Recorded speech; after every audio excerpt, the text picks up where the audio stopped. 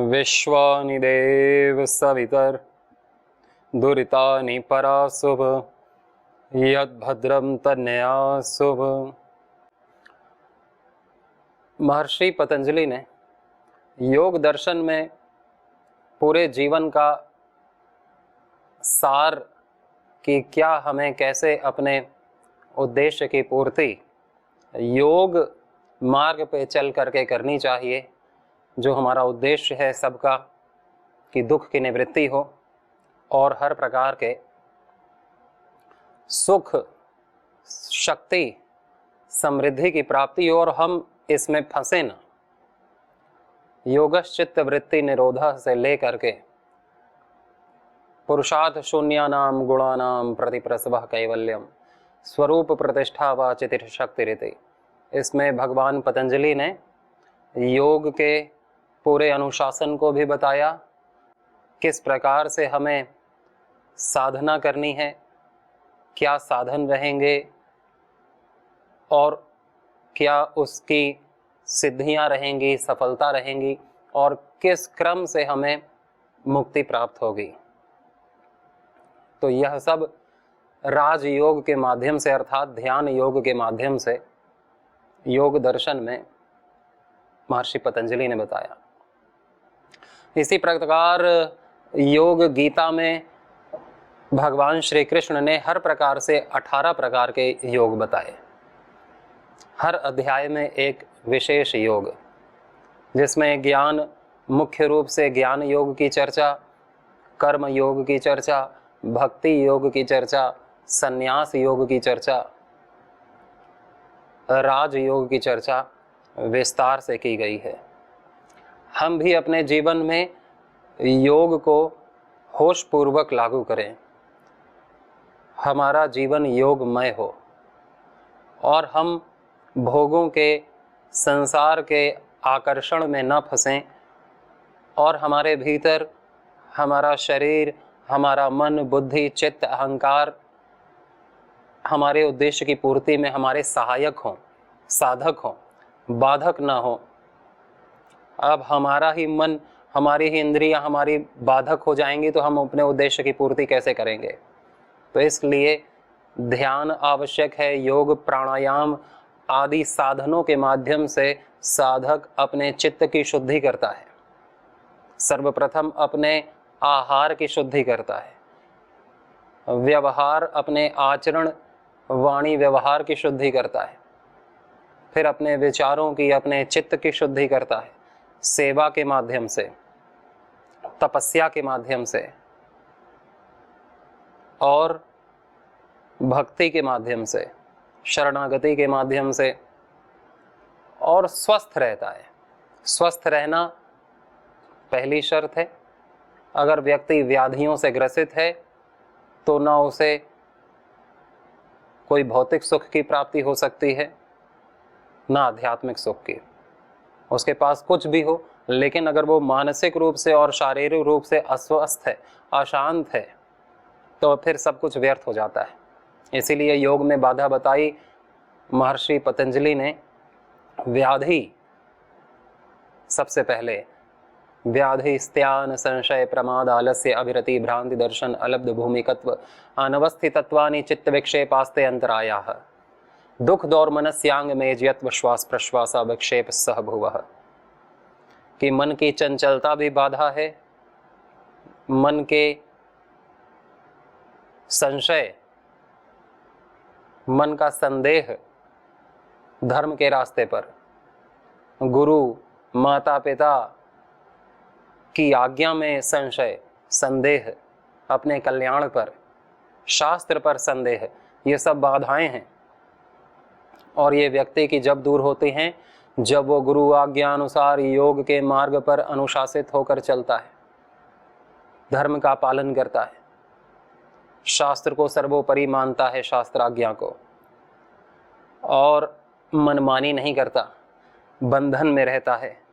जब साधक गुरु के बंधन में, शास्त्र के बंधन में, कर्तव्य के बंधन में, धर्म के बंधन में, सत्य के बंधन में बंधा हुआ रहता है, इस प्राकृतिक नियमों के बंधन में बंधा हुआ रहता है, तो फिर उसे बाहरी कोई बंधन नहीं बांधते, वो मुक्त हो जाता है,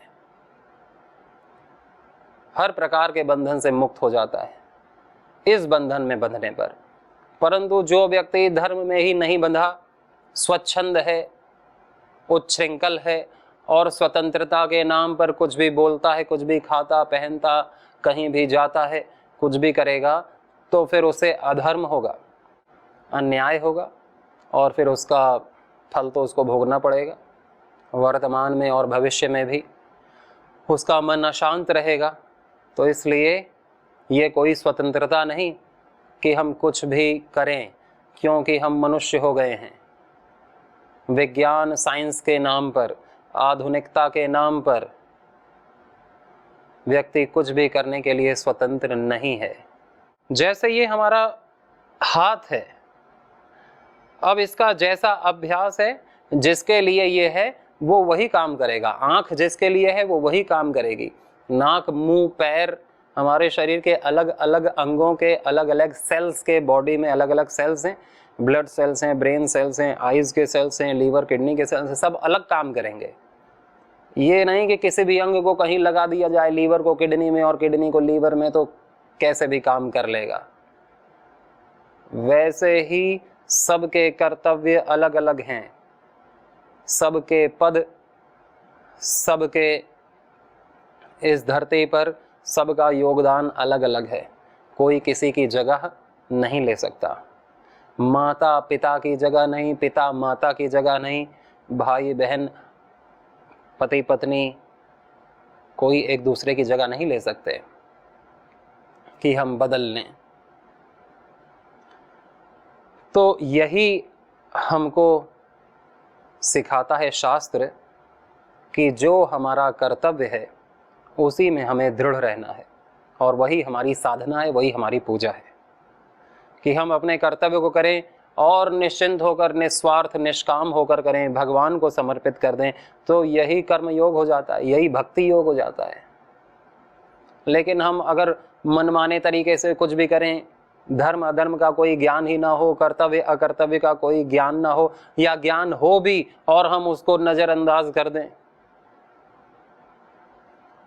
कि हम उसको भूल जाएं वक्त आने पर, या भुला दें जानबूझ के, इग्नोर कर दें, तो फिर अपने सुख के लिए, अगर हमने अपनी अनुकूलता के लिए यदि हमने धर्म को छोड़ दिया, कर्तव्य को छोड़ दिया, शास्त्र को छोड़ दिया, गुरु आज्ञा को छोड़ दिया, तो फिर मनुष्य के जीवन में दुख तो आता ही है, दैन्यता आती है, दरिद्रता आती है और बढ़ती है परेशानियां। जैसे वो ग्रस्त रहता है जीवन भर और भागता रहता है, सोचता है कि ये मेरा जो दुख है ये धन से दूर होगा, या मेरी परिस्थितियां बदल जाएं तो मैं सुखी हो जाऊंगा, या अलग अलग सपने देखता है कि ऐसा हो जाए तो मैं सुखी। कैसा भी हो जाए, व्यक्ति कभी भी शांत, सुखी, आनंद में नहीं रह सकता। और इसी के विपरीत, कैसा भी परिस्थिति हो, कैसी भी हमारे हालात हो, लेकिन व्यक्ति अगर धर्म में निष्ठावान है, अपनी साधना में निष्ठावान है, तो वो हर परिस्थिति में शांत, सुखी, तृप्त मालूम पड़ेगा और भगवान हर प्रकार से उसकी फिर सहायता करेंगे, जो भगवान की आज्ञा में चलते हैं। शास्त्र भगवान की आज्ञा है। बिना शास्त्र को जाने, बिना उनको पढ़े, बिना ज्ञानी जनों को सुने, जिन्होंने वो शास्त्र पढ़ रखे हैं, जिनका जीवन पूरे शास्त्र के अनुसार है, उनको बिना सुने फिर हमारा जीवन नहीं बदल सकता है। हमें भगवान ने अपनी बुद्धि भी दी है कि हम पहले व्यक्ति को जाने पहचाने, किसी पर भी विश्वास न कर लें, नहीं तो गलत जगह विश्वास करके व्यक्ति बुरा फंसता है, क्योंकि उसकी बुद्धि जैसी है उसको फिर वैसे ही व्यक्ति मिलेंगे। और अगर गलत जगह उसने अपनी निष्ठा श्रद्धा की तो उसका गलत परिणाम। ये नहीं कि कुछ भी संस्कृत में लिखा है वो शास्त्र हो गया, किसी ने भी भगवा वस्त्र पहना है वो संत हो गया, किसी ने भी हमें कुछ ज्ञान दिया वो गुरु हो गया। शास्त्र में यह भी है कि यानी अनवद्यानि तानि उपास्यानि, यानी अस्माकं सुचरितानि तानि त्वया उपास्यानि नो इतराणि, यानी अनवद्यानि तानि कर्तव्यानि।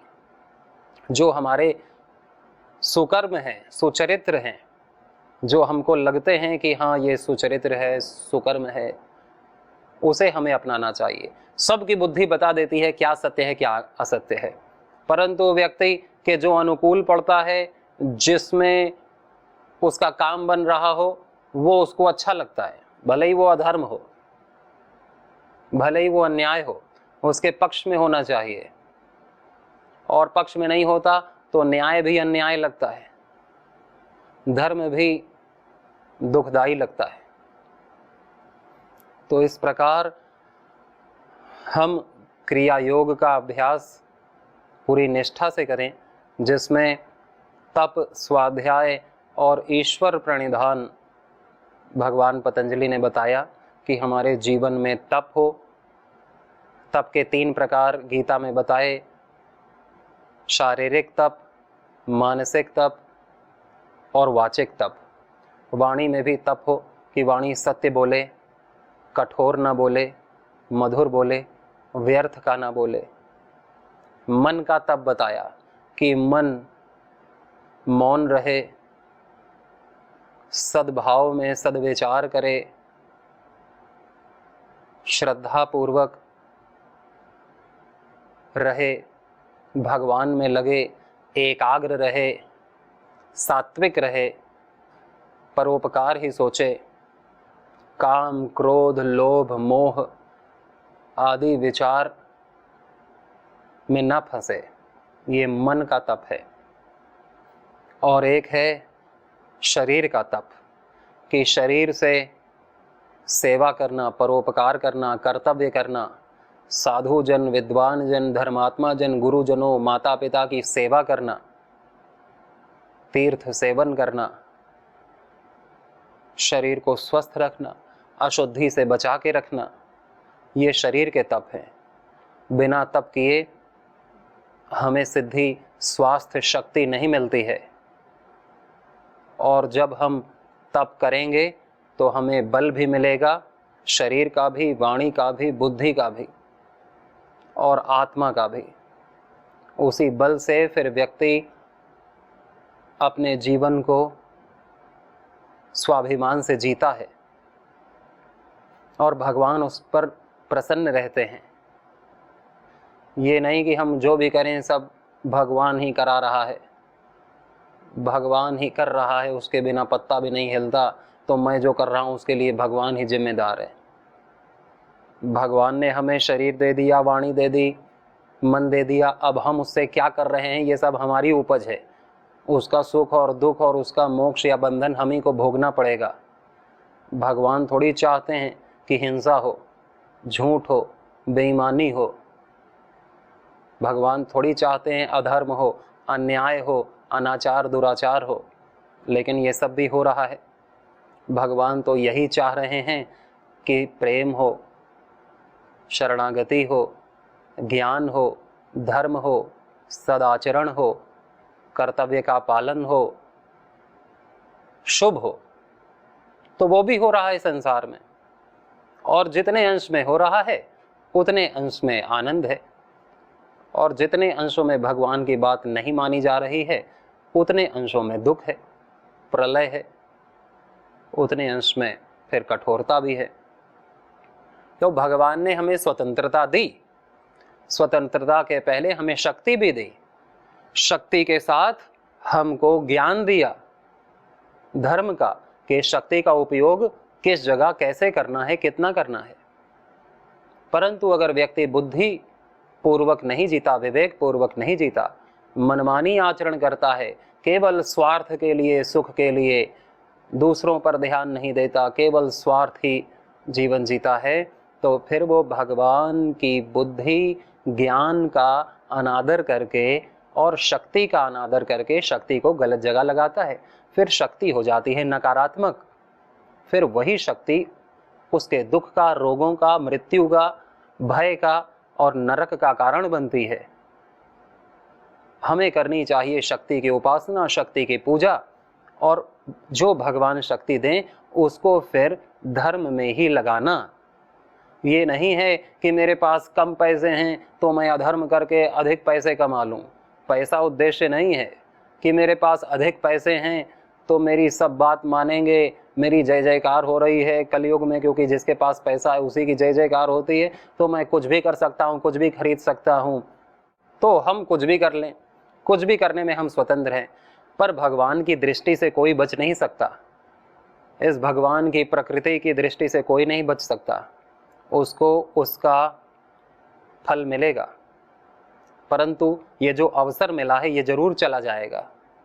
अपने कल्याण का अवसर, जगत के कल्याण का अवसर, भगवान से प्रीति प्रेम करने का अवसर, अपना उद्धार, अपनी मुक्ति, अपने पूर्वजों की मुक्ति, अपने माता पिता की मुक्ति। एक व्यक्ति मुक्त होता है तो वो अपने साथ हजारों लोगों की मुक्ति के द्वार खोल देता है। वो सारे द्वार हम बंद कर देते हैं यदि हम गलत मार्ग पर अच्छा अनुभव कर रहे हैं, तो बुराई हमें अच्छी लग रही है तो ये सीधी सी बात है कि बुराई हमें अच्छी न लगे, भगवान हमें अच्छे लगें, भगवान का नाम हमें अच्छा लगे। और फिर जो भी दोष हमारे भीतर है, भगवान से तो छुपा नहीं, हमसे भी नहीं छुपा है, लेकिन वो दोष करके हमें पता तो चले कि हाँ मेरे अंदर ये दोष है, मुझे योगी बनना है, धर्मात्मा बनना है, भगत बनना है, मुझे भगवान की नज़रों में अच्छा बनना है। भले ही मैं संसार की नज़रों में कैसा भी रहूं, अच्छा ना भी रहूं, लेकिन मुझे स्वयं की नज़र में, भगवान की नज़र में अच्छा बनना है। और मेरे अंदर जो भी बुराई है, हे भगवान उसका ज्ञान मुझे हो, तभी तो मैं उस बुराई को हटा पाऊंगा, दूर कर पाऊंगा। इसीलिए तो संत कबीरदास ने भी कहा है, निंदक नियरे राखिए आंगन कुटी छवाए, बिन पानी साबुन बिना निर्मल करे सुभाए। कि हमारी निंदा करने वाले हमारे पास में रहें, ताकि हमें टोकते रहें कि हे ये क्या दुष्टता है, ये क्या अधीरता है, ये क्या चंचलता है, तो हमारा ध्यान जाए और हम करने से बच जाएं। लेकिन निंदक अच्छा नहीं लगता और व्यक्ति निंदकों को त्याग देता है और स्वतंत्र जीवन जीने के लिए अलग हो जाता है। घर में माता पिता उसको सही राह दिखाते हैं तो बुरे लगते हैं, फिर वो चला जाता है कहीं दूर कि जहाँ मैं स्वतंत्र स्वच्छंद हो सकूं, जहाँ मुझे कोई धर्म का ज्ञान देने वाला ना हो, जहाँ मैं अपने मनमानी करूं, और मनमानी उसके नरक का कारण बनती है। इसीलिए भगवान तुलसीदास जी ने कहा, मात पिता प्रभु गुरु की वाणी, बिन ही विचार करे शुभ जानी।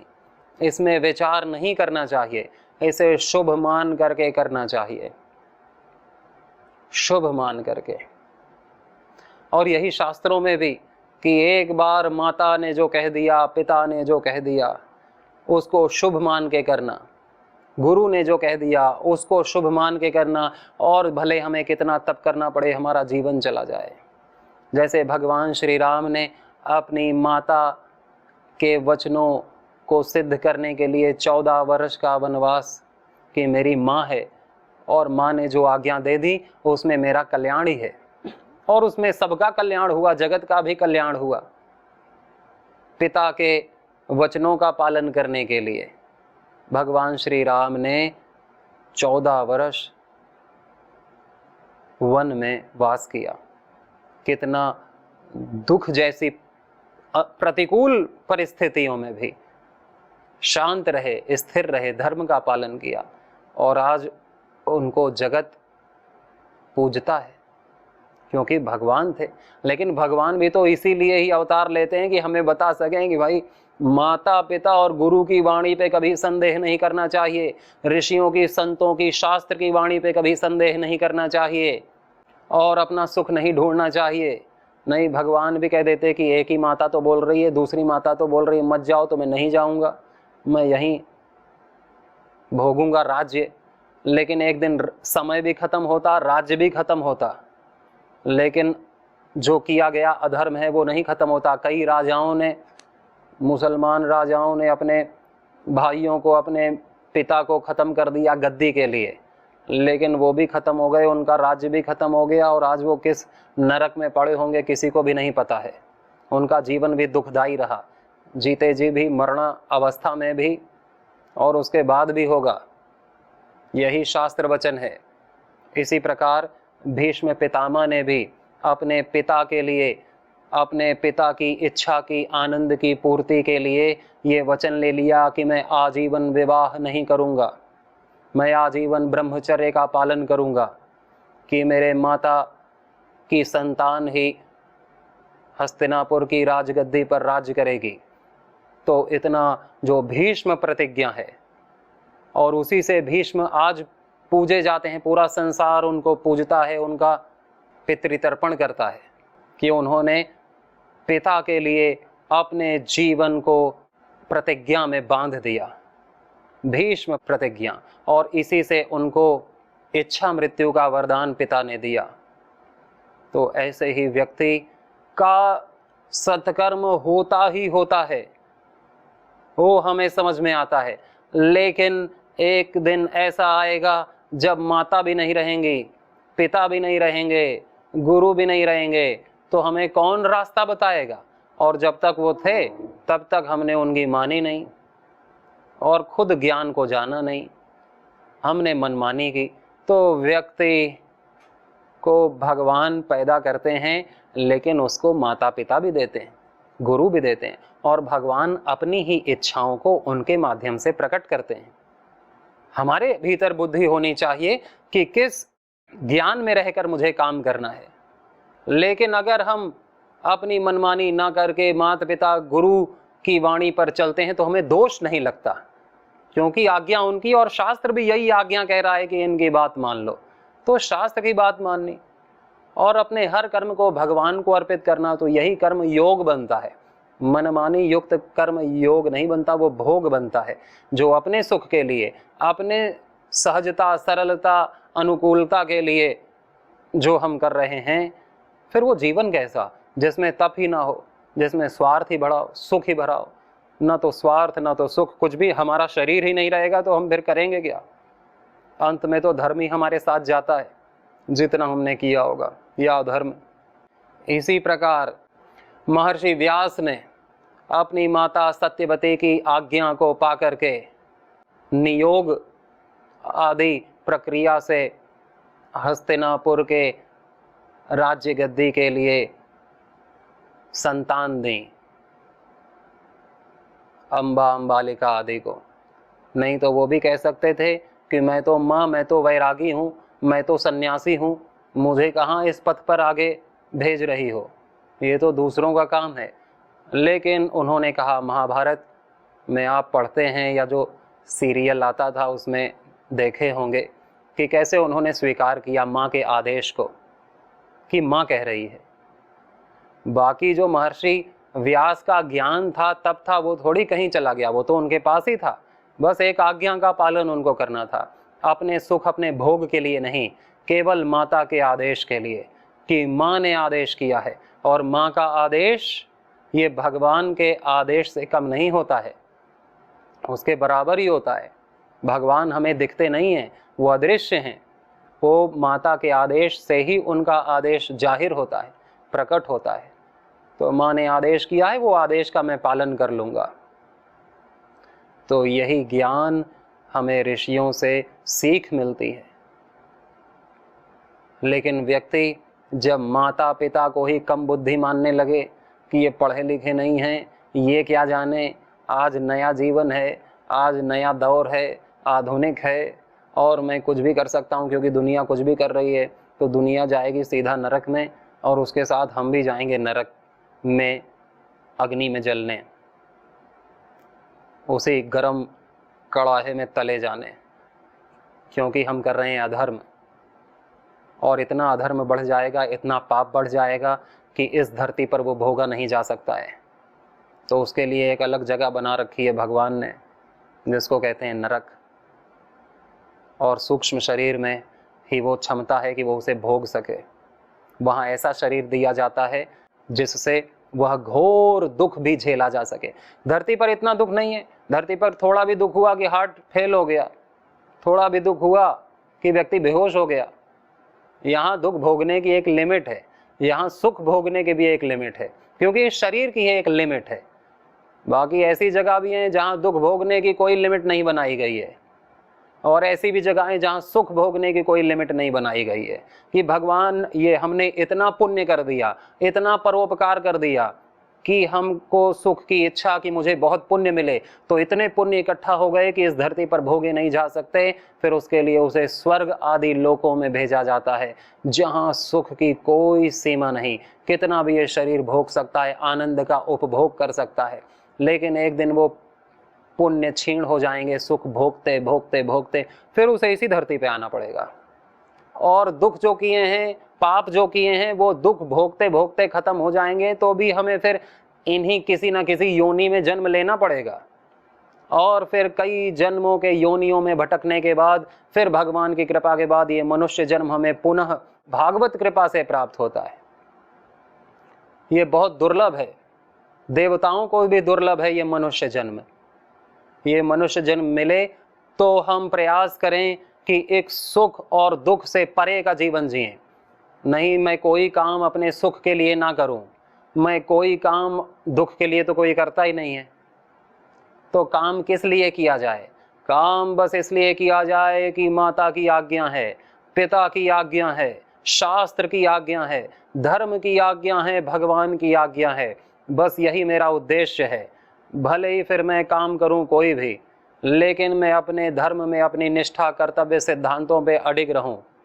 क्योंकि व्यक्ति ने जन्म लिया है तो कोई ना कोई काम तो करेगा ही, लेकिन व्यक्ति अपने आप को ज़्यादा बुद्धिमान मान करके लग जाए केवल धन कमाने में, और अपने कुल खानदान के परंपरा का ध्यान ना दे, कोई भी कर्म करे तो भय कारण तो होगा ही, लूटा भी जाएगा, दुख भी पाएगा, रोग भी होगा और असफल होकर के मरेगा। तो इसलिए जीवन का उद्देश्य भोग नहीं है, भोग तो अपने आप मिल ही रहा है। जीवन का उद्देश्य है योग, कि हम योग पथ पर चलें। जितना भोग हमारे भाग्य में लिखा है उतना तो हमसे कोई छीन नहीं सकता। वो तय है कि किस उम्र में, किस आयु में, किस समय हमें क्या भोग मिलना है, क्या सुख मिलना है, क्या दुख मिलना है, क्या अनुकूलता, क्या प्रतिकूलता हमें मिलनी है, वो तय है।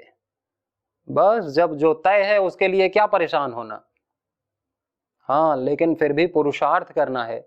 पुरुषार्थ व्यक्ति सुख के लिए करता है। तो बस जो योगी है वो पुरुषार्थ करता है, अपना कर्तव्य, अपना धर्म और गुरु, माता पिता की, शास्त्र की, भगवान की आज्ञा मान करके कर्म करता है कि परोपकाराय पुण्याय पापाय परपीड़नम। परोपकार की ही मेरे को दे रखी है भगवान ने ये जिम्मेदारी, तो मैं यही करूंगा। अपने कर्म के माध्यम से जितना परोपकार हो जाएगा मैं करूंगा। ये नहीं कि मैं किसी चीज के लिए पागल हो जाऊं, कुछ ना मिले तो मैं व्याकुल हो जाऊं, अशांत हो जाऊं। कुछ मिले तो भी साधुजन अपनी शांति में रहते हैं, और कुछ ना मिले तो भी शांति में रहते हैं। चाहे सुख मिले या दुख मिले, वो अपनी शांति में रहते हैं और भगवान को अपने हृदय में धारण करके उनका दर्शन करते हैं और मानसिक जप करते हैं, राम राम राम राम। और अपने सभी संबंधों में भी भगवान को ही देखते हैं कि मैं जो अपने सगे संबंधियों की सेवा कर रहा हूँ, उनको कुछ दे रहा हूँ, या मैं जिनको नहीं भी जानता उनको भी कुछ दे रहा हूँ, तो उनके भीतर बैठे भगवान को ही दे रहा हूँ।